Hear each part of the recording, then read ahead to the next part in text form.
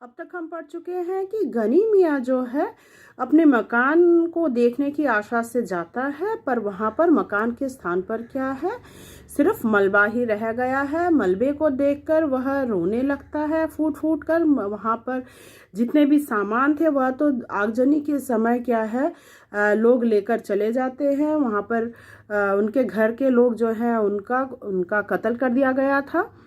करने के बाद घर में जो है किसी ने आग लगवा दिया था। तो वे सोचते हैं, आसपास के पड़ोस आपस में यही बातें करते हैं कि अब तो गनी मियाँ आ गया है, अगर रखा पहलवान को देख लेगा तो इन दोनों के बीच में ज़रूर कुछ ना कुछ झमेला ज़रूर होगा, क्योंकि गनी मियाँ को अपने पुराने दिन याद आ गए हैं। अगर गनी मियाँ को पता चल गया कि रखा पहलवान ही उसके पुत्र एवं पुत्र वधू एवं उनके जो नाती नातिन थे, उनकी दो नातिन थी, तो उनके कत्ल का जिम्मेदार रखा पहलवान है, तो वह ज़रूर बदला लेगा। पर यहाँ पे गनी मियाँ को कुछ नहीं पता था। तो उसके आगे हम पढ़ेंगे कि क्या घटना घटी थी। तो यहाँ पर क्या है, गनी मियाँ जो है रखे पहलवान के पास जाता है। रखे पहलवान से यह कहता है कि मेरा बेटा कितना बुद्धू था कि तुम जैसे दोस्त रहते हुए वह तुम्हारे पास नहीं आया। क्या तुम लोगों के पास आने से क्या तुम्हारे घर में स्थान नहीं मिलता? वह कैसा बेवकूफ़ लड़का है, कम से कम तुम लोग तो उसकी रक्षा कर सकते थे। यहाँ तक हम पढ़ चुके थे, उसके आगे हम पढ़ेंगे। ध्यान से देखिए, पेज नंबर 95 खोलिए। ऐसे ही है, रखे को स्वयं लगा कि उसकी आवाज में एक अस्वाभाविक सी गूंज है। उसके होंठ गाढ़े लार से चिपक गए हैं, मूंछों के नीचे से पसीना उसके होंठ आ रहा था। किस लिए ऐसी बात हुई थी कि क्योंकि जब गनी मियाँ यह कहता है कि तुम्हारे रहते हुए मेरा जो बेटा है तुम लोगों की सहायता नहीं ली, इस बात को सुनकर क्या है रखे पहलवान जो है वह सकपका जाता है। माथे पर किसी चीज का दबाव महसूस हो रहा था। उसकी रीढ़ की हड्डी सहारा चाह रही थी। पाकिस्तान में तुम लोगों का क्या हाल है? उसने पूछा। उसके गले की नसों में एक तनाव आ गया था। उसने अंगोछे से बगलों का पसीना पोंछा और गले का झाग मुंह में खींचकर गले में थूक दिया। क्या हाल बताऊं रखे? गनी दोनों हाथों से छड़ी पर बोझ डालकर झुकता हुआ बोला। मेरा हाल तो मेरा खुदा ही जानता है। चिराग वहां साथ होता तो और बात थी। मैंने उसे कितना समझाया था कि मेरे साथ चला चल, पर वह जिद पर अड़ा रहा कि नया मकान छोड़कर नहीं जाऊंगा। तो किस जिद पर रहा कि वह मकान छोड़कर नहीं जाएगा? नया मकान है, इसीलिए वह पाकिस्तान जाने को तैयार नहीं हुआ। यह अपनी गली है, यह कोई खतरा नहीं है। भोले कबूतर ने यह नहीं सोचा कि गली में खतरा ना हो, बाहर से तो खतरा आ सकता है। मकान की रखवाली के लिए चारों ने अपनी जान दे दी। तो क्या है, गनी मियाँ क्या कहता है कि रखे से कहता है कि ये चारों जो है उसके परिवार वाले सभी ने अपनी मकान की रक्षा के लिए अपनी जान दे दी। रखे उसे तेरा बहुत भरोसा था। तो चिरागदीन को क्या है, रखे के ऊपर बहुत भरोसा था। कहता था कि रखे के रहते मेरा कोई कुछ भी नहीं बिगाड़ सकता। मगर जब जान पर बन आई तो रखे के रोके भी न रुकी। तो रखा चाहते हुए भी क्या है, रोक ना सका। ऐसी बात कौन कहता है? गनी मियाँ रखे से कहता है कि मेरा बेटा चिरागदीन जो है वह तुझ पर बहुत भरोसा करता था। वह जानता था कि जब रखा पहलवान है तो मेरा कोई बाल बांका नहीं कर सकता। मगर क्या है, रखा भी कुछ ना कर सका। रखे ने सीधा होने की चेष्टा को की, क्योंकि उसकी रीढ़ की हड्डी बहुत दर्द हो रही थी। अपनी कमर और जांघ के जोड़ पर उसे सख्त दबाव महसूस हो रहा था। पेट की अंतड़ियों के पास से जैसे कोई चीज उसकी सांस को रोक रही थी। उसका सारा जिस्म पसीने से भीग गया था और उसके तलुओं में चुनचुनाहट हो रही थी। बीच बीच में नीली फुलझड़ियां सी ऊपर से उतरती और तैरती हुई उसकी आंखों के सामने से निकल जाती। उसे अपनी जवान और होठों के बीच एक फासला सा महसूस हो रहा था। उसने अंगोछे से होठों के कोनों को साफ किया, साथ ही उसके मुंह से निकला, हे प्रभु, तू ही है, तू ही है, तू ही है। तो ये किसके मुंह से निकला था, ये अंडरलाइन कर लेना। तो ये किसने कहा था, हे प्रभु तू ही है, तू ही है, यहाँ पे रखे पहलवान जो कहता है। गनी ने देखा कि पहलवान के होंठ सूख रहे हैं और उसकी आंखें की इर्द गिर्द दायरे गहरे हो गए हैं। वह उसके कंधे पर हाथ रखकर बोला। गनी मियाँ उसको जब देखता कि वो परेशान है तो उसके कंधे पर हाथ रखकर कहता है, जो होना था सो हो गया रखिया, उसे अब कोई लौटा नहीं सकता है। खुदा नेक को नेकी बनाए रखे, इसको अंडरलाइन करो, खुदा नेकी को नेकी बनाए रखे और बद को की बदी माफ करे। तो वह कहता है कि जिस भगवान सबकी रक्षा करे, खुदा नेकी की नेकी बनाए रखे और बद की बदी को माफ करे, मतलब जिसने बुरा काम किया उसके बुराइयों को माफ करे। इसको अंडरलाइन करो। मैंने आकर तुम लोगों को देख लिया, सो समझूंगा कि चिराग को देख लिया। अल्लाह तुम्हें सेहतमंद रखे। और वह छड़ी के सहारे उठ खड़ा हुआ। चलते हुए उसने कहा, अच्छा रखे पहलवान, और वहां से वह चल पड़ता है। रखे से गले से मध्यम सी आवाज निकली। अंगोछा लिए हुए उसके दोनों हाथ जुड़ गए। गनी हसरत भरी नजर से आसपास देखता हुआ धीरे धीरे गली से बाहर चला गया। फिर गनी मियाँ जो है बाहर निकल जाता है। लास्ट पेज खोलना, पेज नंबर 96।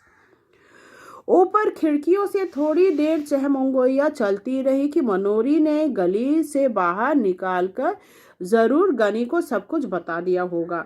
तो लोग सोचते जरूर मनोरी ने बता दिया होगा कि तुम्हारे पुत्र का कातिल कौन है, रखा पहलवान है, मगर मनोरी कुछ नहीं बोलता। गनी के सामने रखे का तालू कैसे खुश हो गया था।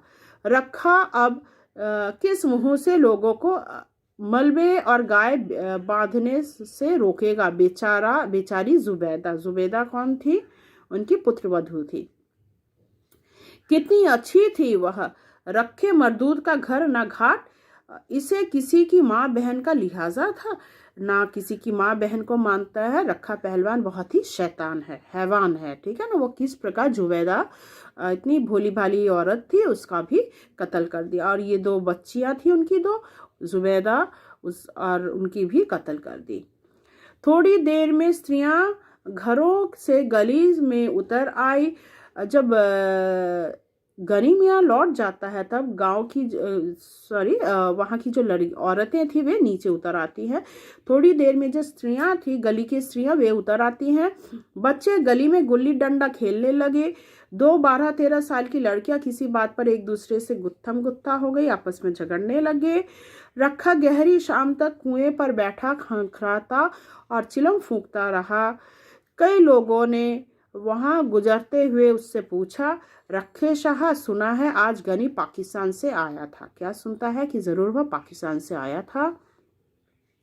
हाँ आया था, रखे ने हर बार एक ही उत्तर दिया। फिर कुछ नहीं, चला गया। रात होने पर रखा रोज की तरह गली के बाहर बाईं तरफ की दुकान के तख्ते पर जा बैठा। रोज वह रास्ते से गुजरने वाले परिचित लोगों को आवाज दे देकर पास बुला लेता और उन्हें सट्टे के गुर और सेहत के नुस्खे बताता रहता था। मगर उस दिन वो वहां बैठा लच्छे को अपनी वैष्णो देवी की यात्रा का वर्णन सुनाता रहा जो उसने 15 साल पहले की थी। तो हमेशा वह जो लोगों के साथ बातें करता था, पर आज क्या वह भगवान वैष्णो देवी की बातें कर रहा है। लच्छे को भेजकर वह गली में आया तो मलबे के पास लोकू पंडित की भैंस को देखकर वह आदत की मुताबिक उसे धक्के दे देकर हटाने लगा। तो किसकी भैंस बधी हुई थी, अंडरलाइन करो, लोकू की, ठीक है। लोकू जो है उसको अंडरलाइन करना, लोकू पंडित की भैंस। तो लोकू पंडित की भैंस बंधी हुई थी, उसको हटाने लगा। भैंस को हटाकर वह सुस्ताने के लिए मलबे के चौखट पर बैठ गया। और फिर क्या करता है, मलबे के चौखट पर बैठ गया। गली उस समय सुनसान थी। कमेटी की बत्ती न होने से वहां शाम से ही अंधेरा हो जाता था। मलबे के नीचे नाली का पानी हल्की आवाज करता बह रहा था। रात की खामोशी को काटती हुई कई तरह की हल्की हल्की आवाजें मलबे की मिट्टी में से सुनाई दे रही थी, क्योंकि मलबा जो है, मलबे के नीचे कई तरह के कीड़े मकोड़े हैं और वे आवाज कर रहे थे।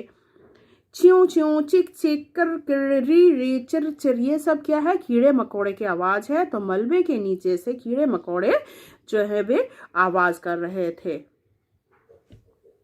एक भटका हुआ कौवा न जाने कहां से उड़कर उस चौखट पर आ बैठा। तब ये कौवा भी पता नहीं कहीं से आकर बैठ जाता है। इससे लकड़ी की कई रेशे इधर उधर छितरा गए। तो क्या है, लकड़ी के रेशे जो है वहां पर छितरा जाते कौवे के बैठते ही। कौवे ने वहां बैठते न बैठते मलबे के एक कोने में लेटा कुत्ता गुराकर उठा। तो मलबे के कोने में कौन बैठा हुआ था, एक कुत्ता बैठा हुआ था और जोर जोर से वो भौंकने लगा, वऊ वऊ वऊ करके भौंकने लगा। कुत्ता जो है वो भौंकने लगता है। कौवा कुछ देर सहसा चौखट पर बैठा रहा, मतलब कौवे को देखकर कुत्ता भौंकने लगा। फिर पंख फड़फड़ाता कुएं के पीपल पर चला गया। तो कुत्ते के भौंकने से क्या, कौन चला गया, कौवा जो है उड़कर चला गया और पीपल के पेड़ पर जाकर बैठ गया। कौवे के उड़ जाने पर कुत्ता और नीचे उतर आया और पहलवान की तरफ मुंह करके भौंकने लगा। अब कुत्ता जो है पहलवान की तरफ भौंकने लगता है। पहलवान उसे हटाने के लिए भारी आवाज से बोला, दुर दुर, मगर कुत्ता और पास आकर भौंकने लगा। वाह वाह वाह। जब रखा पहलवान जो है कुत्ते को भगाने लगा तो कुत्ता और जोर से भौंकने लगता है। पहलवान ने एक ढेला उठाकर कुत्ते की तरफ फेंका। जब कुत्ता नहीं हटता तो वह क्या करता है, ढेला मारता है। कुत्ता थोड़ा पीछे हट गया पर उसका भौंकना बंद नहीं हुआ।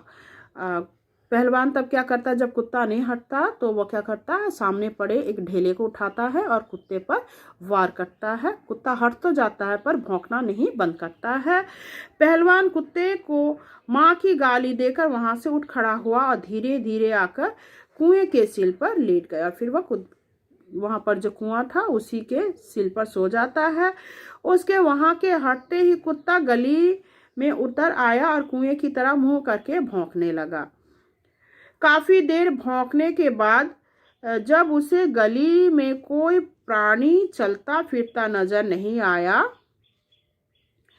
तो वह एक बार कान झटक कर मलबे पर लौट गया और वहां कोने में बैठ गुर्राने लगा। जब देखा आसपास कोई और नहीं है तो वह कुत्ता फिर क्या कर जाता है, फिर से उसी मलबे में जाकर बैठ जाता है, लेट जाता है। ठीक है, तो ये कहानी आशा करती हूँ आपको समझ में आया होगा। मलबे का माली बहुत ही इजी चैप्टर है, तो इससे संबंधित जितने भी प्रश्नोत्तर है मैं आपको PDF के माध्यम से भेज दूंगी। अगर आपको कोई दिक्कत हो समझने में तो आप मुझसे पूछ सकते हैं। धन्यवाद।